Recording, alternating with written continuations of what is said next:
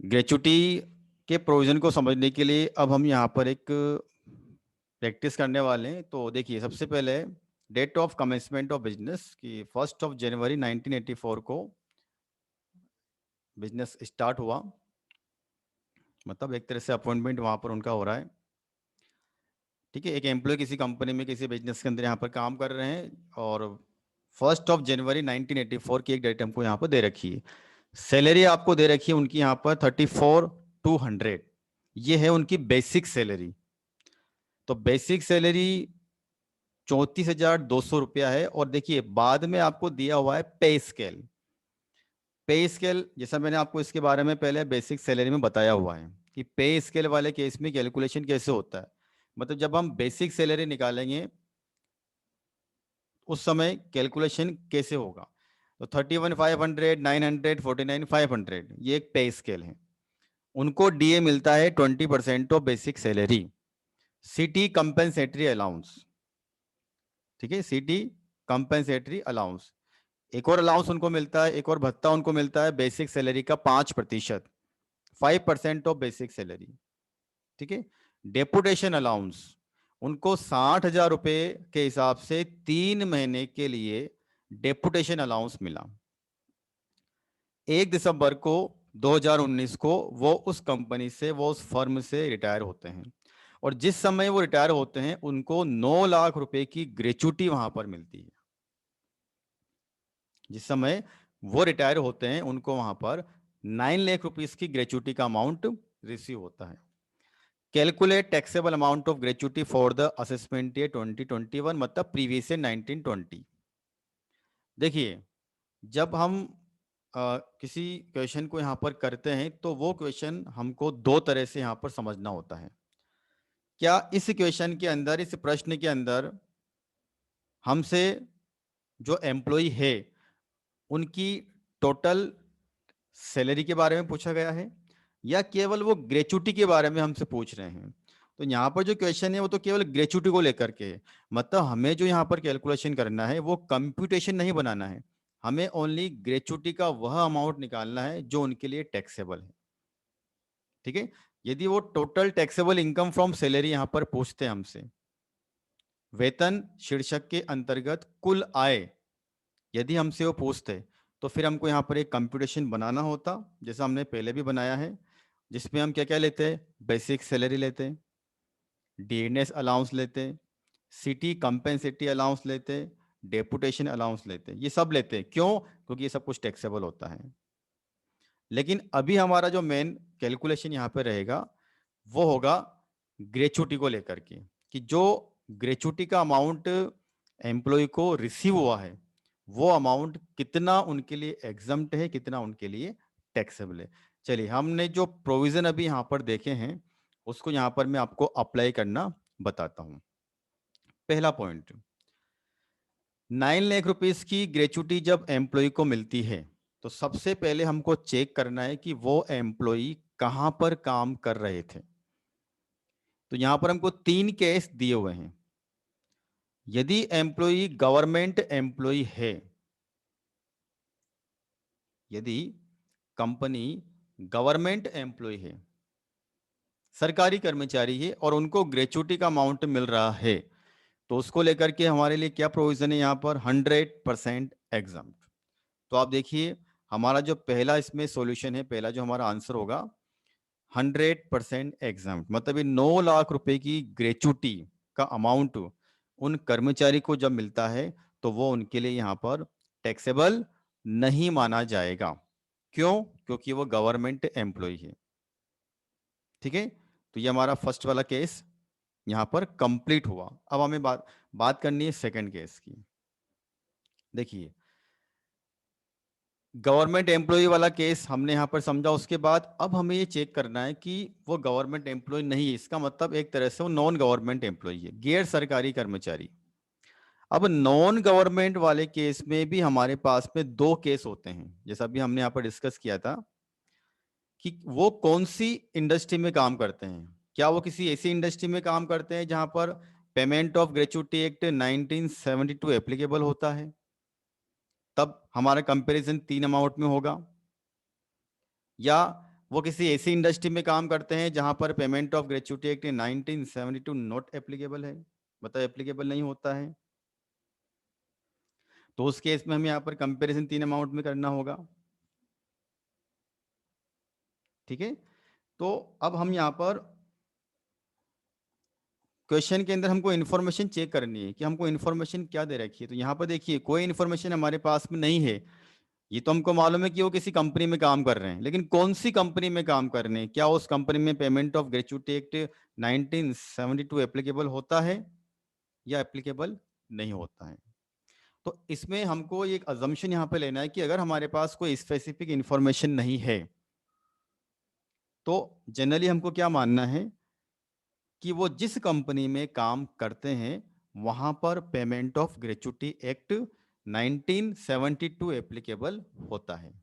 अब ये अजम्पशन यहाँ पे इसलिए लिया जाता है कि जनरली जो कंपनीज वगैरह होती है वहां पर 10 से ज्यादा कर्मचारी तो काम करते ही करते होंगे, और हमको मालूम है इसमें यहाँ पर कि ये जो एक्ट है 1972 वाला, ये कहाँ लगता है, एक ऐसी कंपनी में, एक ऐसी इंडस्ट्री में ये एक्ट लगता है जहां पर 10 या उससे ज्यादा एम्प्लॉय काम करते हैं। ठीक है, तो उसी अजम्पशन को बेस बना करके यहाँ पर हमको ये मानना है कि अगर क्वेश्चन के अंदर ये कोई इंफॉर्मेशन नहीं दे रखी है हमको कि वहां पर जिस कंपनी में वो काम करते हैं वहां पर पेमेंट ऑफ ग्रेच्युटी एक्ट लगता है कि नहीं लगता है, तब हमें क्या मानना है, एक्ट एप्लीकेबल होता है। चलिए, अब हमारा पूरा ध्यान इसमें रहेगा कि वो एम्प्लॉई किसी ऐसी इंडस्ट्री में काम कर रहे थे जहां पर ग्रेच्युटी पेमेंट एक्ट 1972 लागू होता है। अब हमारा मेन कैलकुलेशन है 3 अमाउंट में कंपैरिजन करना। एक एक अमाउंट मैं यहां पर डिस्कस करूंगा आपके साथ में। पहला अमाउंट है वास्तव में उनको ग्रेच्युटी का कितना अमाउंट मिला, actual amount of gratuity received वो है 9 लाख रुपया। ठीक है, दूसरा point maximum monetary ceiling limit, act के द्वारा कितनी लिमिट यहां पर डिसाइड की गई है सेकंड नंबर पॉइंट के लिए, 20 लाख रुपए, मैक्सिमम ₹20 लाख। थर्ड नंबर का पॉइंट जो है ये हमारा मेन पॉइंट है जिसमें हमको कुछ कैलकुलेशन करना होगा। तो सबसे पहले हम समझते हैं इसमें यहाँ पर कि थर्ड नंबर के पॉइंट में हमें करना क्या है। तो देखिए 15 days salary for each year of service. अब इसका कैलकुलेशन करने के लिए हमको सबसे पहले ये देखना होगा कि एम्प्लॉय ने उस कंपनी में कितने ईयर काम किया, कितने वर्ष काम किया, तो उसका कैलकुलेशन हमको यहाँ पर देखना है। तो देखिए मैंने यहाँ पर एक वर्किंग नोट इसके लिए बनाया हुआ है। देखिए स्टेप बाय स्टेप अगर आप चलेंगे तो आपको कहीं पर भी प्रॉब्लम नहीं आएगी। तो सबसे पहली कैलकुलेशन ईयर ऑफ सर्विस की कैलकुलेशन करना कि उन्होंने उस इंडस्ट्री में कितने समय तक काम किया। ठीक है, उन्होंने उस इंडस्ट्री में कितने समय तक काम किया, देखते हैं। सबसे पहले हमको देखना होगा उनका अपॉइंटमेंट कब हुआ था। तो देखिए सभी ध्यान से देखिए, 1 जनवरी 1984 को उन्होंने उस इंडस्ट्री को, उस बिजनेस को ज्वाइन किया था, और 1 दिसंबर 2019 को उनका वहां से रिटायरमेंट हो गया।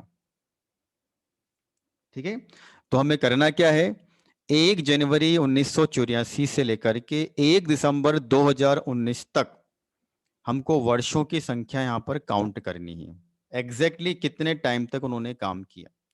तो जब हम यहाँ पर ये कैलकुलेशन करेंगे तब हमारा जो कैलकुलेशन होगा वह इस तरह से आएगा। ये आपको करके देखना है। 35 ईयर 11 मंथ, 35 वर्ष 11 महीने उन्होंने वहां पर काम किया है। अब जब हम यहाँ पर ईयर ऑफ सर्विस को देखते हैं तब जिस पॉइंट पे हम अभी कवर हो रहे हैं वहां पर हमने क्या देखा था, 6 महीने से ऊपर अगर कोई हमारी कैलकुलेशन होती है तो उसको हमको 1 वर्ष मतलब कंसिडर्ड करना है, 1 वर्ष मानना है। तो देखिए कर्मचारी ने वहां पर कितना काम किया, 35 ईयर्स 11 मंथ, 35 वर्ष 11 महीने उन्होंने वहां पर काम किया है, और उसे हमें क्या राउंडिंग ऑफ करना है एक तरह से यहाँ पर 36 ईयर। तो हमारी पहली स्टेप यहाँ पर कैलकुलेट हो चुकी है।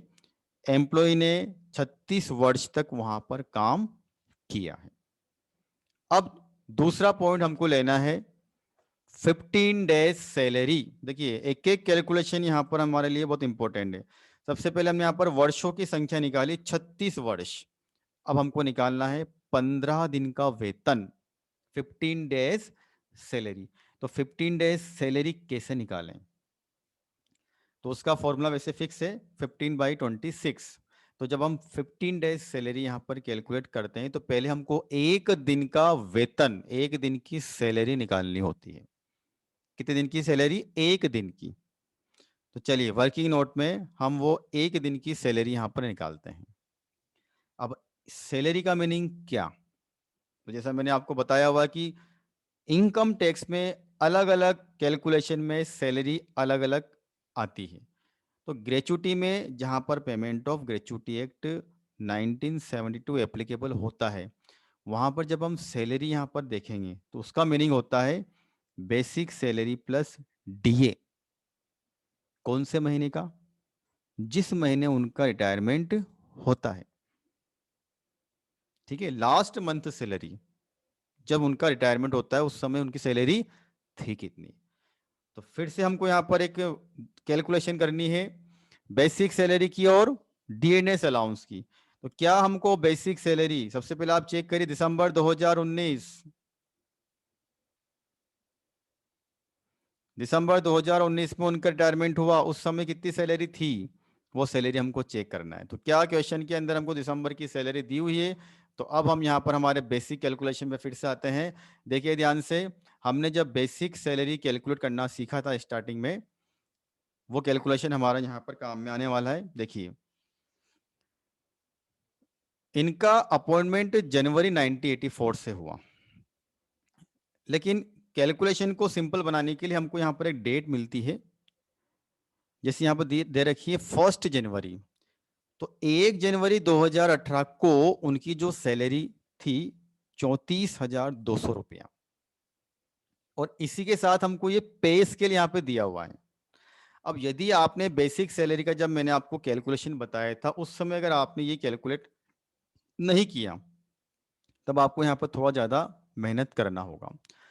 तो हम कर क्या रहे हैं इसमें? हम कर रहे हैं जिस समय उनका रिटायरमेंट हुआ, हम उस समय की सैलरी यहाँ पर निकालना चाहते हैं। तो दिसंबर 2019 की हमको यहाँ पर सैलरी चाहिए। तो हमारी शुरुआत होगी यहाँ पर कैलकुलेशन ऑफ बेसिक सैलरी। तो बेसिक सैलरी हम यहाँ पर वर्किंग नोट में कैलकुलेट करेंगे कहाँ से? 1 जनवरी 2018 से। तो देखिए वर्किंग नोट में सबसे पहले कैलकुलेशन ऑफ बेसिक सैलरी, जनवरी 2018 से दिसंबर 2018, एक साल कंप्लीट। कितनी सैलरी नोट करना है? 34,200। कहाँ से ली हमने? क्वेश्चन में दी हुई है, देखिए ध्यान से, 34,200। उसके बाद सैलरी कितनी बढ़ेगी? 900 पर ईयर, पर मंथ। ठीक है, तो 900 रुपए की सैलरी हमको हर महीने बढ़ानी है। अब यहाँ पर कहाँ से? देखिए 1 जनवरी 2018 से 31 दिसंबर 2018 तक उनकी सैलरी रहेगी 34,200, 34,200 रुपया। उसके बाद 1 जनवरी 2019 से उनकी सैलरी 900 रुपये बढ़ने वाली है पर मंथ। कहाँ तक? अगले एक साल तक। तो 1 जनवरी 2019 से 31 दिसंबर 2019 अब उनकी सैलरी हो गई 35,100 रुपया। एक स्लेव हमने और आगे बढ़ाई यहाँ पर, दिसंबर 2019 के बाद 1 जनवरी 2020 से 31 दिसंबर 2020 तक उनकी सैलरी है 36,000 रुपये। हालांकि उनका रिटायरमेंट यहाँ पर दिसंबर 2019 में हो चुका है। तो हमको यहाँ पर इस 35,100 रुपये से ही काम है। चलिए हमने बेसिक सैलरी का यहाँ पर कैलकुलेशन किया। हमें यहाँ पर जिस महीने उनका रिटायरमेंट हुआ था उस महीने की सैलरी चाहिए। तो देखिए 1 दिसंबर को, तो दिसंबर हमारा इसमें कवर हो रहा है। तो दिसंबर के महीने में, दिसंबर 2019 को उनका रिटायरमेंट हुआ, उसके जस्ट पहले, मतलब हम बोल सकते हैं नवंबर, उनकी सैलरी कितनी थी? 35,100। तो आप देखिए यहाँ पर 35,100 हमने लिया हुआ है, ठीक है। प्लस अब हमको इसमें क्या ऐड करना है, डीए। तो डीए के लिए हमने क्या बोलते हैं इसके अंदर, डीए आपको हर हाल में लेना है, चाहे वो as per terms of employment हो या फिर नहीं हो, ठीक है। चलिए अब हम यहाँ पर देखते हैं कि डीए है कितना। तो जैसा इसमें क्वेश्चन में दिया हुआ है, डीए है 20% ऑफ बेसिक सैलरी।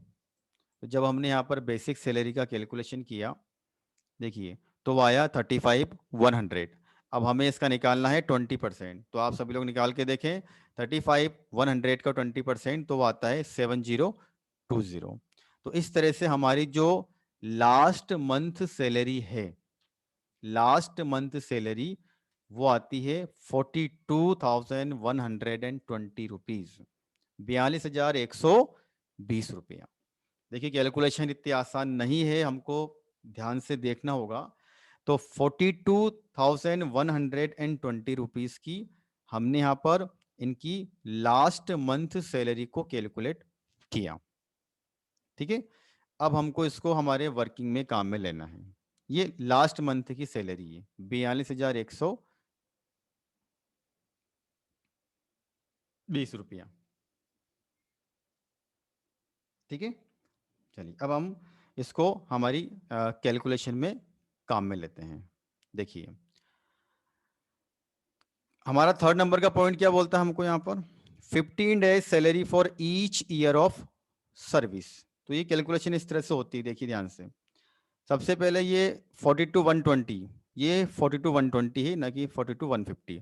तो 42,120 ये सैलरी कितने महीने की हमने यहाँ पर कैलकुलेट की, एक महीने की, ठीक है। अब हमको इसको किससे डिवाइड करना है, 26 से। देखिए ये कैलकुलेशन में आपको अलग से यहाँ पे करके भी दिखाता हूँ। 42,120 की हमने यहाँ पर एक महीने की सैलरी कैलकुलेट कर ली, ये थी हमारी 1 मंथ सैलरी, ठीक है, 1 मंथ सैलरी। अब हमको इसको 26 से डिवाइड करना है। तो 42,120 को जब हम यहाँ पर 26 से डिवाइड करेंगे, क्योंकि फॉर्मूला में लिखा हुआ है, तो हमको क्या होगा, एक दिन की सैलरी मिल जाएगी, वो आती 1,620 रुपया पर डे, ठीक है। अब 1,620 रुपया एक दिन की सैलरी हमारी आ चुकी है। अब हमको चाहिए 15 दिन की सैलरी, तो इसको आप मल्टीप्लाई कर दे 15 से, ठीक है। जैसे हमने इसको 15 से मल्टीप्लाई किया, हमारा जो अमाउंट आता है वो है 24,300 रुपया। ये आपकी आ गई 15 दिन की सैलरी। अब हमको इसको मल्टीप्लाई करना है नंबर ऑफ ईयर्स से, कितने वर्ष उन्होंने वहां पर काम किया। इसको बोलते हैं 15 days salary for each year of service. सेवा के प्रत्येक वर्ष के लिए 15 दिन का वेतन। पहले हमने एक दिन की सैलरी यहाँ पे निकाली, फिर हमने उसको 15 से मल्टीप्लाई किया, फिर अब हम उसको मल्टीप्लाई करेंगे नंबर ऑफ ईयर से। तो इन्होंने कितना काम किया यहाँ पर, 36 साल। तो इसको आप मल्टीप्लाई करो 36 से। जैसे ही आपने इसको मल्टीप्लाई किया, आपका अमाउंट आता है 8,74,800, 8,74,800 रुपया। ये हमारा थर्ड नंबर का कैलकुलेशन कंप्लीट हुआ। देखिए ठीक है। तो अब हमने तीन अमाउंट यहां पर कैलकुलेट कर लिए हैं।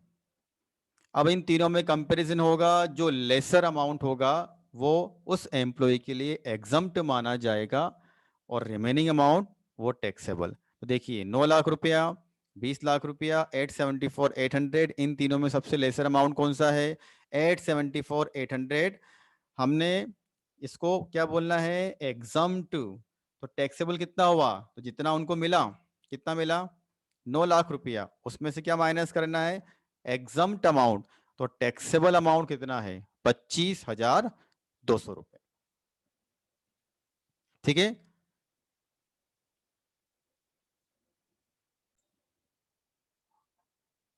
देखिए हमने अभी तक यहाँ पे दो केस कवर किए हैं कि अगर वो एक गवर्नमेंट एम्प्लॉय है, एम्प्लॉय अगर एक गवर्नमेंट एम्प्लॉय है और उनको ग्रेचुटी मिलती है तो क्या करना है। अगर वो किसी ऐसी कंपनी में काम करते हैं जहां पर payment of gratuity act 1972 applicable होता है, तो फिर कंपैरिजन कैसे होगा। अब हमको यहाँ पर तीसरा केस समझना है। देखिए थर्ड केस में इन्होंने दिया हुआ कि वो राजस्थान यूनिवर्सिटी में काम करते हैं।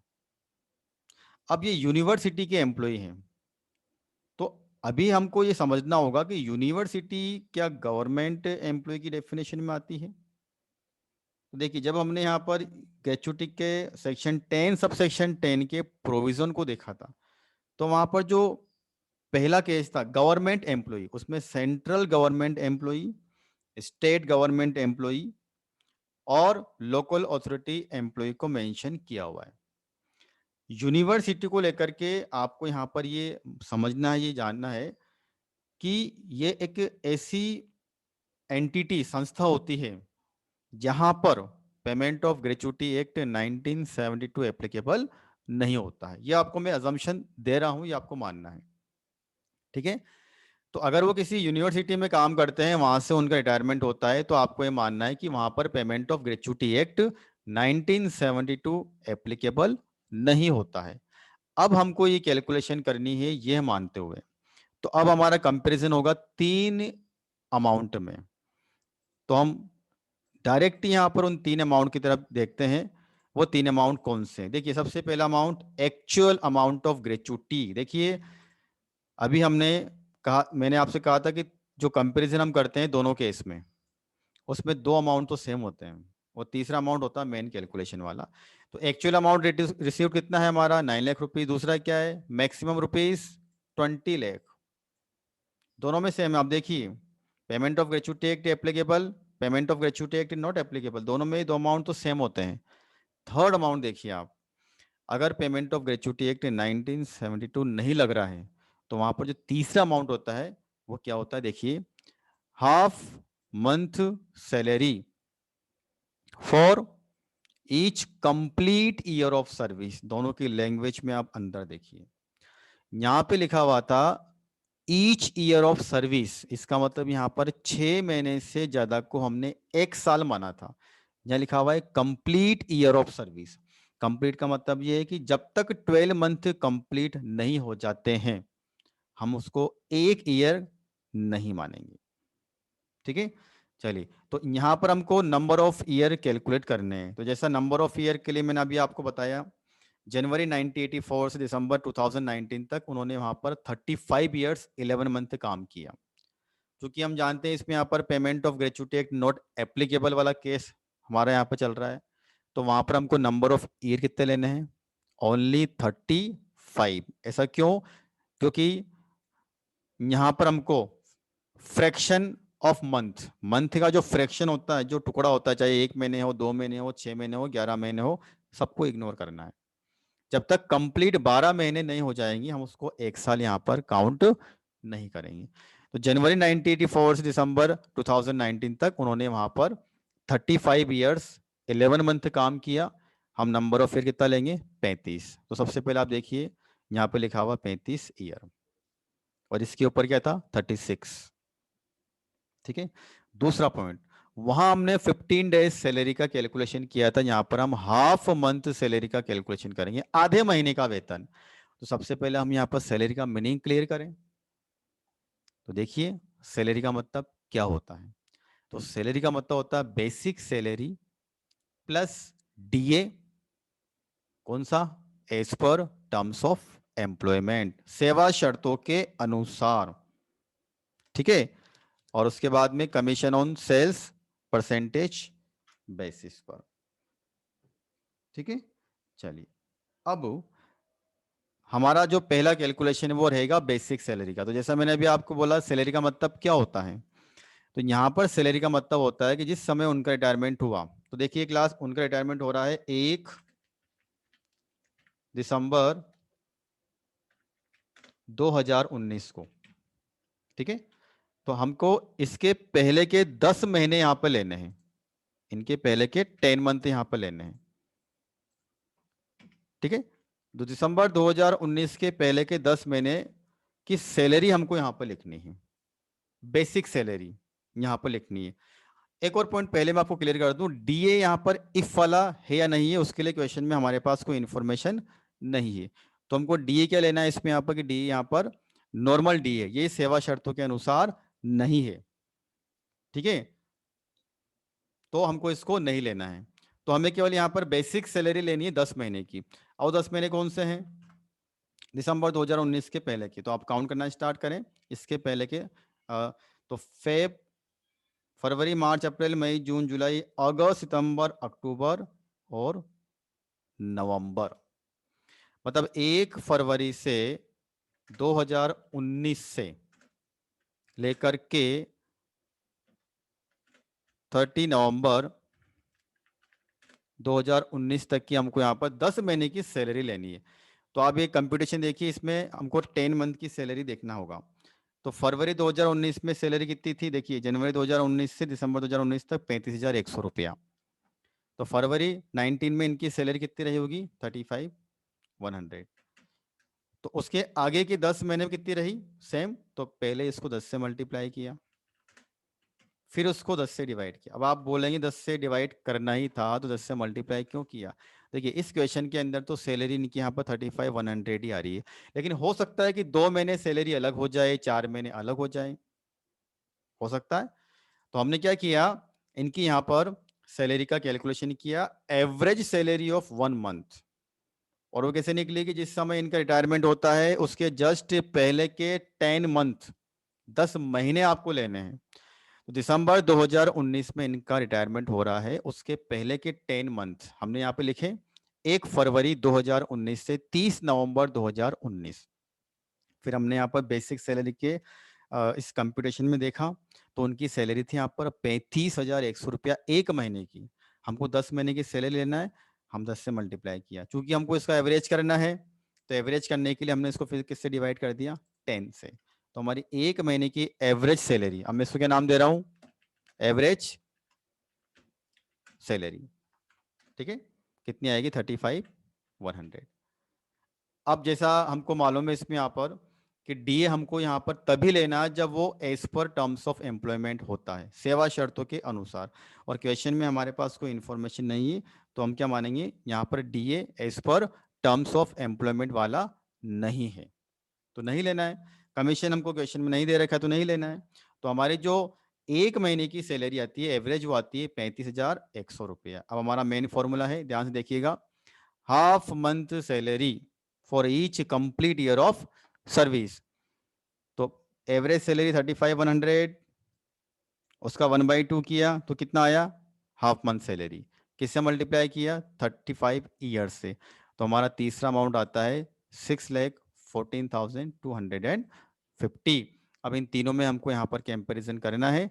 जो लेसर अमाउंट होगा वो एग्जम्प्ट है, और उस एग्जम्प्ट अमाउंट को हम अमाउंट रिसीव्ड में से माइनस करने वाले हैं। तो टैक्सेबल अमाउंट आएगा 285,750, 2,85,750 रुपए। तो देखिए, इस तरह से हमको यहाँ पर ग्रेच्युटी का कैलकुलेशन करना है। एक एक पॉइंट यहाँ पर बहुत इंपॉर्टेंट है, इसलिए आपको बहुत ध्यान से कैलकुलेशन समझना होगा।